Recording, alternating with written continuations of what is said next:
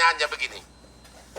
Kalau misalnya tiba-tiba sesudah kalian ke pojok, mungkin nggak tiba-tiba nanti Jokowi untuk mengambil hati publik dicabut laporannya untuk menarik simpati publik?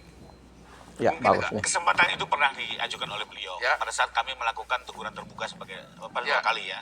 Bahkan dalam proses berjalan juga kita pernah menunggu apakah benar ada yang mau mengajukan RJ sampai dengan hari ini. Tapi sampai hari ini juga tidak ada yang serius. Nggak, kalau ada Bahkan terakhir Pak Jokowi sudah di televisi sebelah akhirnya menyatakan ya sudah, karena tidak ada kepastian kita lanjutkan ini sampai dengan persidangan. Terakhir beliau kalau tiba-tiba Pak Jokowi kan dia berwenang mencabut laporannya dan itu akan mendapat simpati publik. Tanggapan Anda gimana? Kami tidak berpikir terhadap simpatinya, tetapi pada proses hukumnya. Ya. Bahwa ini delik aduan subjektivitas seorang Joko Widodo untuk mencabut, kami tidak berwenang juga untuk menghalangi. Ya. Tetapi dalam konteks penegakan hukum, kami ingin klien kami sudah ditetapkan tersangka, melakukan hukumnya untuk membela diri, termasuk diantaranya untuk bisa mengakses bukti agar bisa membuktikan di tingkat penyidikan. Apa sih sebenarnya barang ini, deskripsinya setelah dilakukan verifikasi, itulah hak hukum yang hari ini kami upayakan menjadi hak klien kami dan diberikan oleh penyidik.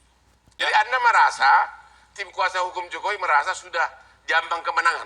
tidak, kami hanya Sudah, tapi mengucapkan belum. kebenaran ini diwujudkan. Kembali lagi, ini bukan soal menang kalah. Pak Jokowi dari awal tapi kita melakukan harus upaya hukum ini hanya dua, Bang. Satu, agar soal ijazahnya ini clean and clear. Kedua, agar nama baiknya ini kan dipulihkan. kunci pokoknya. Kalau itu sudah asli, sudah selesai, Anda sudah di atas Enggak juga, angin. ada persoalan lain, Bang. Yaitu apa? Persoalan adalah apakah rekayasa itu terbukti atau tidak. Ya.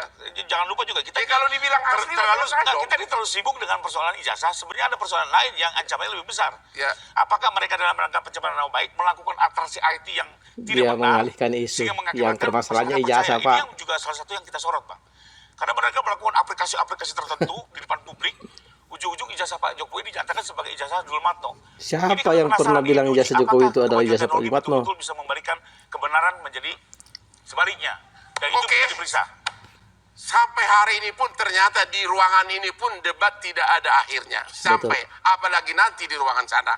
Untuk sebagai pendidikan hukum kepada masyarakat, memang menurut jurisprudensi kita, pemalsuan itu hanya bisa terbukti kalau aslinya ada. Ya, betul. Ya, sekarang aslinya sudah ada.